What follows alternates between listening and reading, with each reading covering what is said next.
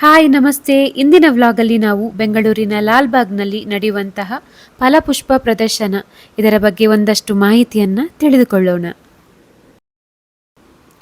ಪ್ರತಿ ವರ್ಷವೂ ನಡೆಯುವಂತೆ ಈ ವರ್ಷವೂ ಫಲಪುಷ್ಪ ಪ್ರದರ್ಶನವು ಆರಂಭವಾಗಿದೆ.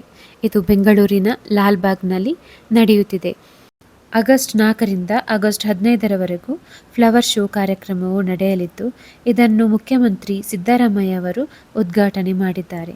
ಫ್ಲವರ್ ಶೋನಲ್ಲಿ ಈ ಬಾರಿ ವಿಧಾನಸೌಧ ಮುಂದೆ ಇರುವ ಕೆಂಗಲ್ ಹನುಮಂತಯ್ಯನವರ ಪ್ರತಿಮೆಯ ಪಕ್ಕದಲ್ಲೇ ಇರುವ ಸತ್ಯಾಗ್ರಹ ಮಂಟಪದ ರಚನೆ ಗಮನ ಸೆಳೆಯುತ್ತಿದೆ. ವಿಧಾನಸೌಧ ಹಾಗೂ ಕೆಂಗಲ್ ಹನುಮಂತಯ್ಯನವರ ಥೀಮ್ನಲ್ಲಿ ಫ್ಲವರ್ ಶೋ ಮೂಡಿಬಂದಿದೆ.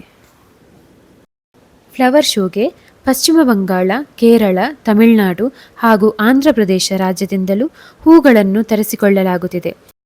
ಸುಮಾರು 15ರಿಂದ 17 ಲಕ್ಷ ಹೂಗಳಿಂದ ಕಂಗೊಳಿಸುತ್ತಿದೆ.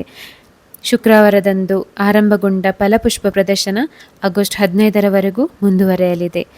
ಈ ಫ್ಲವರ್ ಶೋಗೆ 2.5 ಕೋಟಿ ಹಣ ವೆಚ್ಚ ಮಾಡಲಾಗಿದೆ. ಕೆಂಗಲ್ ಹನುಮಂತಯ್ಯವರ ಬದುಕು, ಸಾಧನೆ ಹಾಗೂ ಕನಸುಗಳ ಬಗೆಗಿನ ಸಂಪೂರ್ಣ ಮಾಹಿತಿ ಫಲಕಗಳ ಮೂಲಕ ಜನರಿಗೆ ತಿಳಿಸಲಾಗುತ್ತದೆ. ಎಂದಿನಂತೆ ಸುಸಜ್ಜಿತವಾದ ಪಾರ್ಕಿಂಗ್ ವ್ಯವಸ್ಥೆ ಲಭ್ಯವಿದ್ದು, 12 ವರ್ಷದೊಳಗಿನ ಮಕ್ಕಳಿಗೆ 30 ರೂಪಾಯಿ ಟಿಕೆಟ್ ದರ ಹಾಗೂ ಅದಕ್ಕಿಂತ ಮೇಲ್ಪಟ್ಟವರಿಗೆ 80 ರೂಪಾಯಿಯನ್ನು ವಿಧಿಸಲಾಗಿದೆ.